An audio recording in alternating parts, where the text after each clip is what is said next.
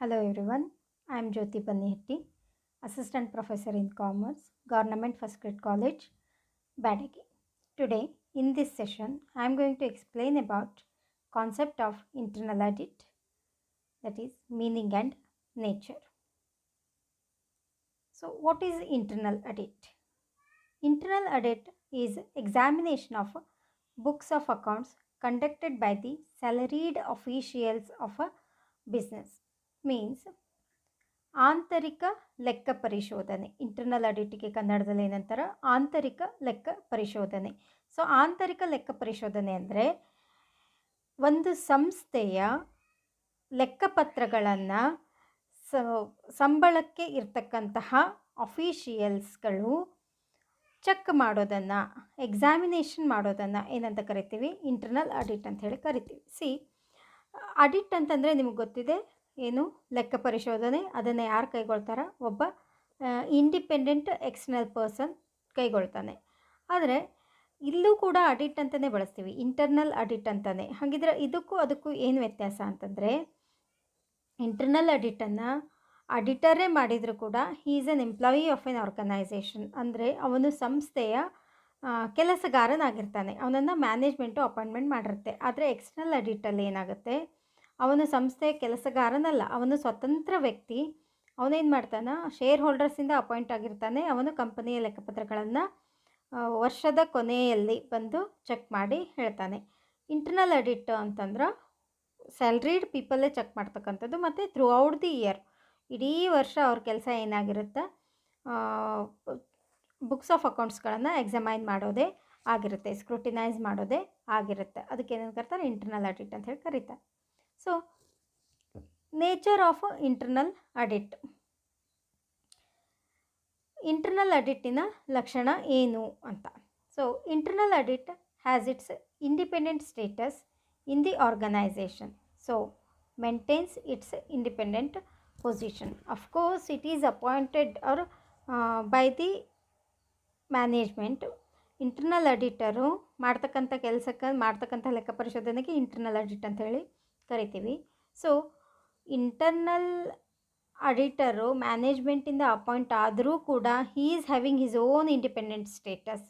ಅವನಿಗೆ ಅವನದ್ದೇ ಆದಂತಹ ಒಂದು ಇಂಡಿಪೆಂಡೆಂಟ್ ಸ್ಟೇಟಸ್ ಕಂಪನಿಯಲ್ಲಿ ಅಥವಾ ಆರ್ಗನೈಸೇಷನಲ್ಲಿ ಇರುತ್ತೆ.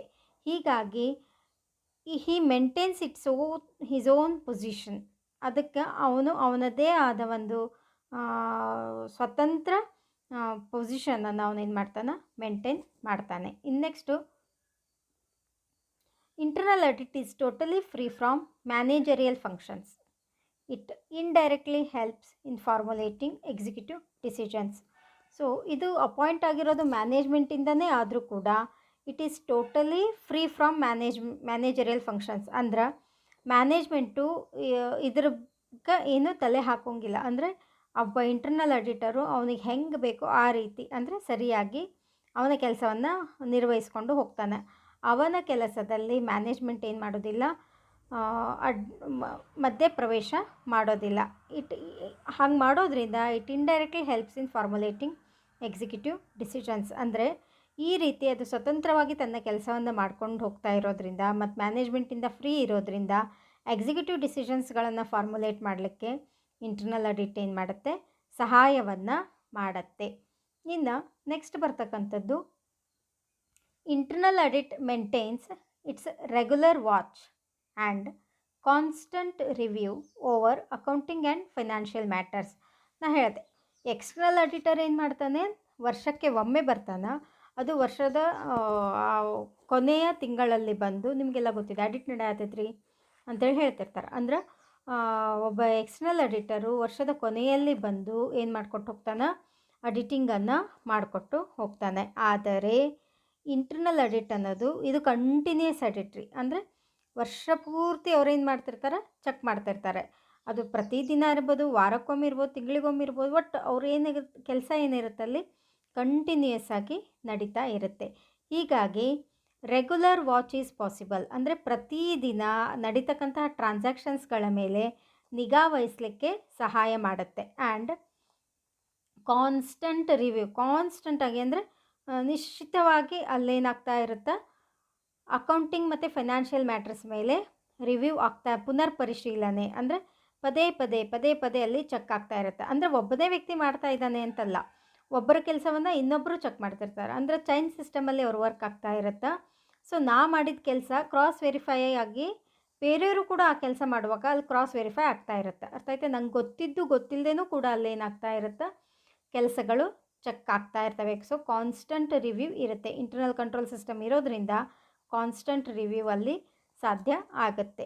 Next internal audit, internal control system, internal audit ಇವೆರಡು ಏನು ಮಾಡ್ತಾವ್ರಿ, ರೆಗ್ಯುಲರ್ ಆಗಿ ವಾಚ್ ಮಾಡ್ತಾ ಇರ್ತಾವೆ. Next internal audit is a system of audit conducted by internal auditor who is employee of an organisation but he does not work under any managerial pressure. ಅಂದರೆ ಈಗ employees ಅಂತ ಬಂದವಾಗ ಅವರೆಲ್ಲರೂ ಮ್ಯಾನೇಜ್ಮೆಂಟ್ ಅಂಡರ್ ಬರ್ತಾರೆ. Okay, internal audit it is a system of audit, ಅದು ಒಂದು ರೀತಿಯ ಲೆಕ್ಕ ಪರಿಶೋಧನೆ ಒಂದು ಭಾಗನೇ. ಯಾರು ಕಂಡಕ್ಟ್ ಮಾಡ್ತಾರೆ? Internal auditor. ಹಾಗಿದ್ರೆ ಆ ಇಂಟರ್ನಲ್ ಆಡಿಟರ್ ಅಪಾಯಿಂಟ್ ಆಗಿರೋದು ಯಾರಿಂದ? ಮ್ಯಾನೇಜ್ಮೆಂಟಿಂದ. So he is a employee, ಮ್ಯಾನೇಜ್ಮೆಂಟಿಂದ ಅಪಾಯಿಂಟ್ ಆಗಿರೋದಕ್ಕೆ he is a employee, but he does not work under any managerial pressure.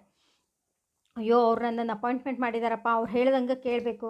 ಈಗ ಯೂಶ್ವಲಿ ಇರುತ್ತೆ, ಅವ್ರು ನನ್ನ ಬಾಸ್ ನನ್ನನ್ನು ಅಪಾಯಿಂಟ್ಮೆಂಟ್ ಮಾಡ್ಯಾರ, ನನ್ನ ಕೆಲಸಕ್ಕೆ ತೊಗೊಂಡವ್ರು ಅವರೇ, ಅವ್ರು ಹೇಳ್ದಂಗೆ ನಾ ಏನು ಮಾಡಬೇಕಾಗತ್ತೆ, ಕೇಳಬೇಕಾಗತ್ತೆ ಅಂತ ಹಂಗೆ ಅಂದ್ಕೊಂಡಿರ್ತಾರೆ. ಬಟ್ ಇಲ್ಲೇನಾಗುತ್ತೆ ಅಂದ್ರೆ ಅವರೇ ಅಪಾಯಿಂಟ್ಮೆಂಟ್ ಮಾಡಿದರೂ ಕೂಡ ಅವನೇನು ಮಾಡೋ ಹಾಗಿಲ್ಲ, ಅವರ ಮ್ಯಾನೇಜ್ಮೆಂಟಿನ ಪ್ರೆಷರಲ್ಲಿ ಕೂತು ವರ್ಕ್ ಮಾಡೋ ಅವಶ್ಯಕತೆ ಇಲ್ಲ. ಹೀ ಈಸ್ ಇಂಡಿಪೆಂಡೆಂಟ್, ಅವನು ಫ್ರೀಯಾಗಿ ಅವನು ತನ್ನ ಕೆಲಸವನ್ನು ಮಾಡಬಹುದು. ಇನ್ನು principles of a internal audit, ಹಾಗಿದ್ರೆ ಆಂತರಿಕ ಲೆಕ್ಕ ಪರಿಶೋಧನೆಯ ತತ್ವಗಳು ಏನು, ಅದು ಏನು ಹೇಳುತ್ತೆ, ಆಂತರಿಕ ಲೆಕ್ಕ ಪರಿಶೋಧನೆ ಅನ್ನೋದು ಏನು ಹೇಳುತ್ತೆ? So it has an independent status in the organisation. Internal audit ಅನ್ನೋದು ಒಂದು ಸಂಸ್ಥೆಯಲ್ಲಿ ಇಂಡಿಪೆಂಡೆಂಟ್ ಸ್ಟೇಟಸನ್ನು ಹೊಂದಿರಬೇಕು. ಇಂಡಿಪೆಂಡೆಂಟ್ ಆಗಿದ್ದಾಗ ಮಾತ್ರ ಕೆಲಸ ಪರ್ಫೆಕ್ಟಾಗಿ ಆಗಲಿಕ್ಕೆ ಸಾಧ್ಯ, ಅಥವಾ ಯಾವ ಉದ್ದೇಶದಿಂದ ಆ ಕೆಲಸವನ್ನು ಕೈಗೊಂಡಿದ್ದಾರೋ ಅದಾಗಲಿಕ್ಕೆ ಸಾಧ್ಯ. ನಾವು ಯಾರ್ದೋ ಮುತುವರ್ಜಿಗೆ ಬಿದ್ದು ಕೆಲಸ ಮಾಡೋದಾದರೆ ನಾವು ಅವರಂತೆ ಮಾಡ್ತೀವಿ ಹೊರತು ಅದು ಹೇಗೆ ಮಾಡಬೇಕೋ ಹಾಗೆ ಮಾಡೋಕ್ಕಾಗಲ್ಲ. ಹೀಗಾಗಿ ಇಂಟರ್ನಲ್ ಆಡಿಟ್ಟು ಎಕ್ಸ್ಟರ್ನಲ್ ಆಡಿಟಿಗೆ ಸಹಾಯ ಮಾಡಲಿಕ್ಕೆ ಅಂತಲೇ ಇರೋದು. So external audit internal audit ಮೇಲೆ ತುಂಬ ಡಿಪೆಂಡ್ ಆಗಿರ್ತಕ್ಕಂಥದ್ದು. ಸೊ ಇವೆರಡೂ ಈ ರೀತಿ ಕರೆಕ್ಟಾಗಿ ಕೆಲಸ ಮಾಡಬೇಕು ಅಂತಂದ್ರೆ ಇಂಟರ್ನಲ್ ಆಡಿಟು ಕೂಡ ಎಕ್ಸ್ಟರ್ನಲ್ ಆಡಿಟ್ ಥರ ಇಂಡಿಪೆಂಡೆಂಟ್ ಸ್ಟೇಟಸನ್ನು ಹೊಂದಿರಲೇಬೇಕು. Next free from executive functions ಅಂದ್ರೆ ಇನ್ನಿತರ ಯಾವುದೇ ಕೆಲಸಗಳನ್ನು ಎಕ್ಸಿಕ್ಯೂಟಿವ್ ಫಂಕ್ಷನ್ಸ್ ಏನಿರ್ತಾವೆ ಅದು ಮಾಡೋ ಅವಶ್ಯಕತೆ ಇಲ್ಲ.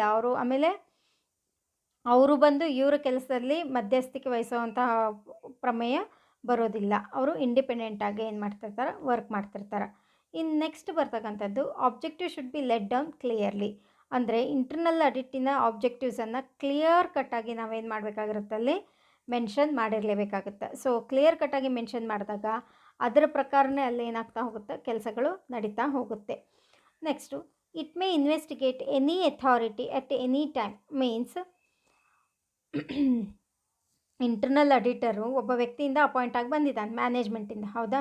ಈಗ ಇನ್ ಕೇಸು ಆ ಮ್ಯಾನೇಜ್ಮೆಂಟಲ್ಲೇ ಒಬ್ಬ ವ್ಯಕ್ತಿಯನ್ನು ಇನ್ವೆಸ್ಟಿಗೇಟ್ ಮಾಡಬೇಕಾಗಿದೆ. ಯಾಕೆ, ಎಲ್ಲೋ ಏನೋ ಅವ್ರಿಗೆ ಡೌಟ್ ಅಂತ ಬಂದಿದೆ, ಇಲ್ಲ ಕ್ಲಿಯರಾಗಿ ಚೆಕ್ ಮಾಡಬೇಕು ಅಂತ ಅನಿಸಿದೆ.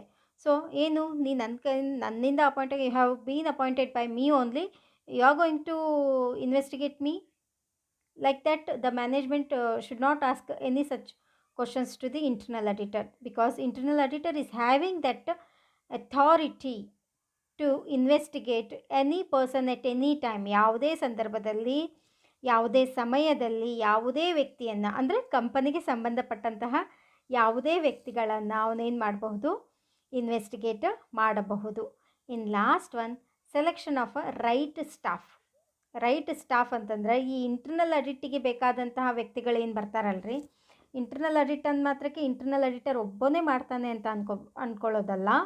ಇಂಟರ್ನಲ್ ಆಡಿಟಿಗೂ ಕೂಡ ಸಹಾಯಕರು ಇರ್ತಾರೆ, ಹೌದಾ? ಹೆಂಗೆ ಎಕ್ಸ್ಟರ್ನಲ್ ಆಡಿಟರು ತನ್ನ ಅಸಿಸ್ಟೆಂಟ್ಸ್ಗಳನ್ನು ಅಪಾಯಿಂಟ್ಮೆಂಟ್ ಮಾಡ್ಕೋತಾನೋ ಹಾಗೆ ಇಂಟರ್ನಲ್ ಆಡಿಟರು ಕೂಡ ತನ್ನ ಅಸಿಸ್ಟೆಂಟ್ಸ್ಗಳನ್ನು ಅಪಾಯಿಂಟ್ಮೆಂಟ್ ಮಾಡ್ಕೋತಾನೆ.